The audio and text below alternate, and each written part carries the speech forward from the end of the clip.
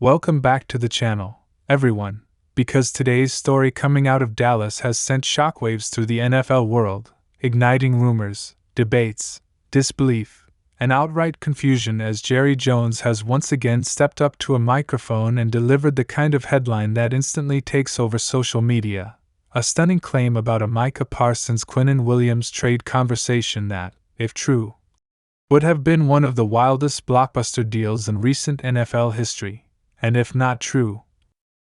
shows just how unpredictable and theatrical Jerry Jones can be when speaking publicly. According to Jones, the Cowboys had intense discussions with the New York Jets during training camp on a potential deal that would have swapped superstar pass rusher Micah Parsons for dominant defensive tackle Quinnen Williams, and not only that, but Jones even claimed he offered Parsons plus a first-round pick to the Jets. A statement that immediately raised eyebrows across the league because it suggested Dallas was willing to part with arguably the most explosive defensive player in football, just to land a premier interior force. But as quickly as that story landed, analysts, insiders,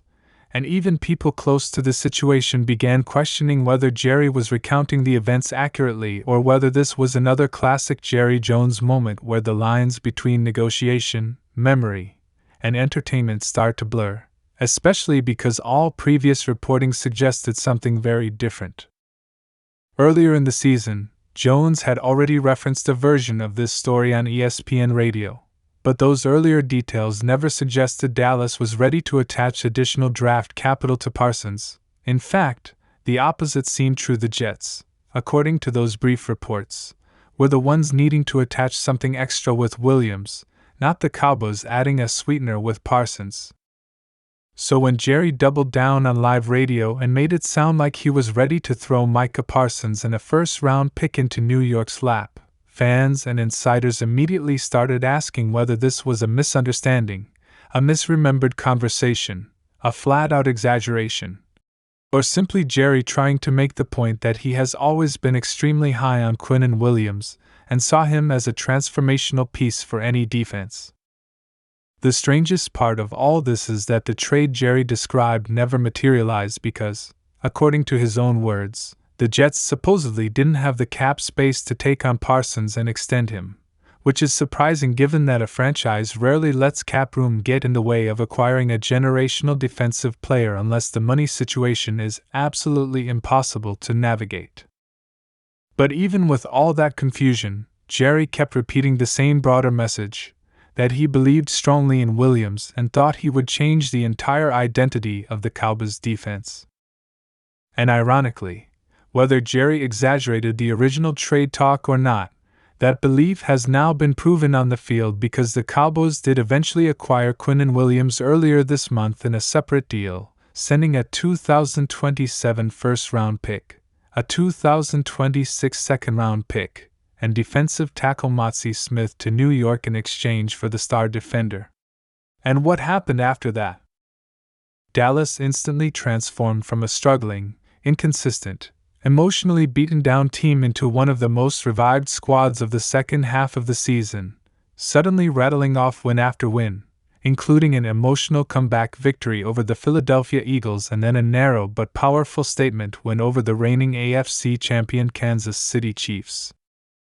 In just 3 weeks with Williams, the Cowboys have surged to a 6-5-1 record, and every one of those victories has been fueled by the physicality, energy, and disruption Williams brings on the interior. It's not an exaggeration to say that Dallas has started playing like an entirely different team, with Williams at times single-handedly blowing up offensive game plans, collapsing pockets, swallowing run lanes, and giving the Cowboys' defense an intensity that had been missing since early in the season. Meanwhile, at the same time, the other half of Jerry's original story, Micah Parsons, has continued to dominate the NFL with his new team in Green Bay, where the Packers' faith in him has already paid off after they sent Dallas 2 first-round picks and veteran defensive tackle Kenny Clark to make the deal happen. Parsons is already at 12.5 sacks in his first 12 games as a Packer, and he has quickly turned their front seven into one of the most feared units in football. This balance, the Cowboys thriving with Williams and the Packers thriving with Parsons, makes Jerry's mysterious retelling of earlier trade offers even more puzzling, because the reality is that both sides ended up with blockbuster moves that benefited their teams tremendously. Yet the way Jerry told it suddenly made everyone wonder, was there really a moment when Micah Parsons nearly became a New York Jet? Was there a universe where the Jets could have acquired one of the most terrifying pass rushers in the league while pairing him next to their own elite pieces?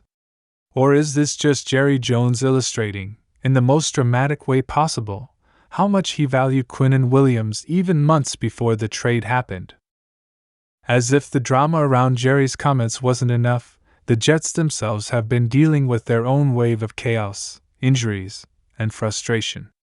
Braylon Allen, who injured his knee in Week 4, is now likely done for the season according to head coach Aaron Glenn, leaving the Jets without their young, explosive running back who was supposed to be a major part of their offensive identity. And the injury list kept growing because cornerback Jarvis Brownlee Jr. has now been added to the report, listed as questionable with a hip injury and unable to practice on Thursday, adding yet another headache for a team that has already been crawling through a season filled with setbacks, inconsistency, and painful stretches of low-scoring football. Guard Joe Tipman did return to practice after stepping away on Wednesday due to a personal matter, which was one of the only small bright spots for the Jets in a week where the roster has felt more fragile than ever. Defensive tackle Harrison Phillips, who had been limited the previous day, was finally a full participant in practice, but even he remains questionable heading into Sunday, making the Jets' depth chart feel more unstable by the hour. Then came the comments from defensive coordinator Steve Wilks, who has found himself at the center of scrutiny because his defense has managed to force just one turnover in 11 games, a shockingly low number for any NFL team, let alone one with the kind of talent the Jets' defense was built around. In a moment of frustration mixed with humor, Wilks joked with reporters that he asked his players and coaches which one of them wasn't living right, trying to lighten the mood while also highlighting just how bizarre and unlucky the turnover drought has been. He pointed to the Ravens game from Thursday night, where Baltimore forced 5 turnovers against the Bengals, and he emphasized that turnovers always come in bunches, something his team desperately needs to believe if they want to stay competitive heading into the final stretch of the season. Wilks insisted that his players have been doing everything right in practice, punching at footballs, attacking passing lanes, and emphasizing takeaways in every drill, but he stressed that the mindset needs to shift on game day because turnovers require both technical discipline and instinctive aggression. His message was clear: they need to create chaos, they need to start ripping at the ball every chance they get, and they need to be the ones forcing the momentum, not waiting for it. Wilks finished by saying that he still expects the turnovers to come soon and hopes this Sunday is the day the dam finally breaks, because without takeaways, the Jets' defense can only hold on for so long. All of this, Jerry Jones' dramatic claims, the Cowboys' mid-season rebirth, the Jets' ongoing struggles, the unpredictable twists of blockbuster trades, and the emotional roller coaster that comes with every NFL season has created one of the most chaotic storylines of the year. And the truth is, no matter how much confusion or exaggeration may have been involved in Jerry's story about the original trade conversation, the reality today is clear. Quinnen Williams has changed the Cowboys, Micah Parsons has changed the Packers, and the Jets are left trying to make sense of a season that keeps slipping away. But the question that still lingers, the one fans can't stop debating, and the one that might never fully be answered is this: what exactly happened in those summer conversations between the Jets and the Cowboys? Did Jerry truly offer Parsons plus a first-rounder? Did the Jets truly walk away from a potential generational talent because of cap space? Or did Jerry simply tell the story the way he wanted it to be remembered?